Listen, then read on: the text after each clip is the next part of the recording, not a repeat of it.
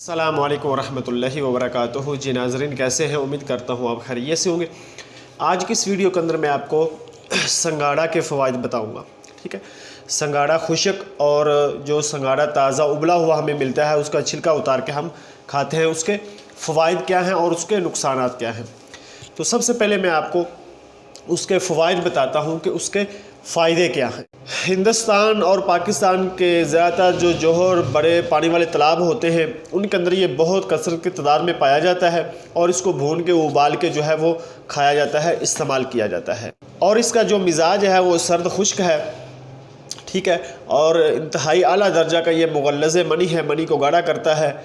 ठीक है, और इसके अलावा रतूबात को ये खुश्क करता है और इसके साथ साथ ये बहुत ज़्यादा काबज़ भी है।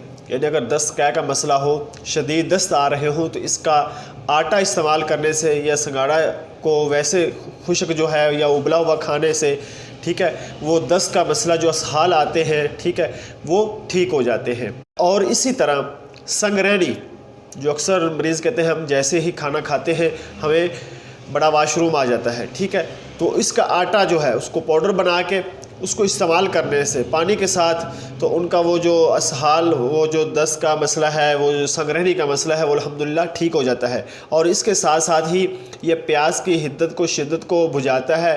ठीक है, यानी उस प्यास की शिद्दत को ख़त्म करता है, हरारत को तस्कीन देता है, हरारत को यानी ये ख़त्म करता है। और इसके साथ पेचश और मरोड़ के अंदर इसका आटा जो है वो दूध के अंदर घोल के, ठीक है, इस्तेमाल करने से पेचश और मरोड़ का जो मसला है वो अल्हम्दुलिल्लाह ठीक हो जाता है।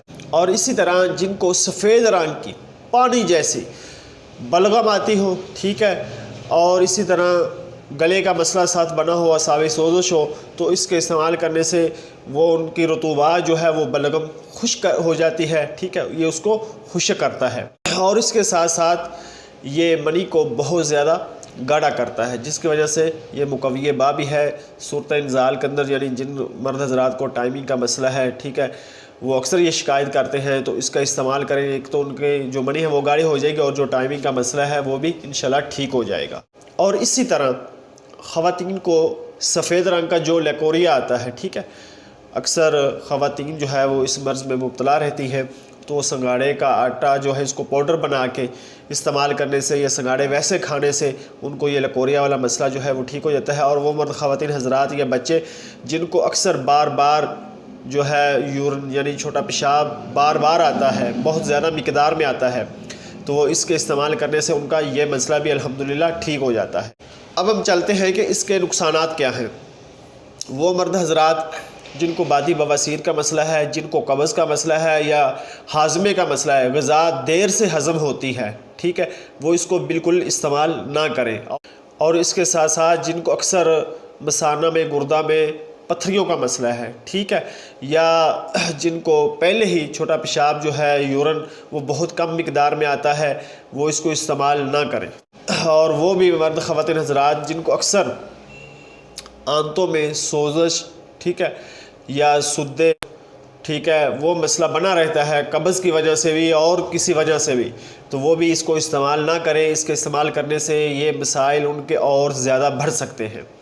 तो ये थे इसके फ़वाइद और इसके अफ़ाल असरात, इसकी अफादियत और इसके नुकसानात जो मैंने आपके साथ शेयर किए हैं। अगर आपको मेरी बातें पसंद आई है, वीडियो अच्छी लगी है, तो इसको लाइक कीजिए, अपने दोस्तों के साथ इसको शेयर कीजिए। जो भाई नए हैं वो चैनल को सब्सक्राइब कर दें। अब इंशाल्लाह मिलते हैं नेक्स्ट वीडियो में, तब तक के लिए अल्लाह हाफिज़, वस्सलामु अलैकुम वरहमतुल्लाहि वबरकातुहू।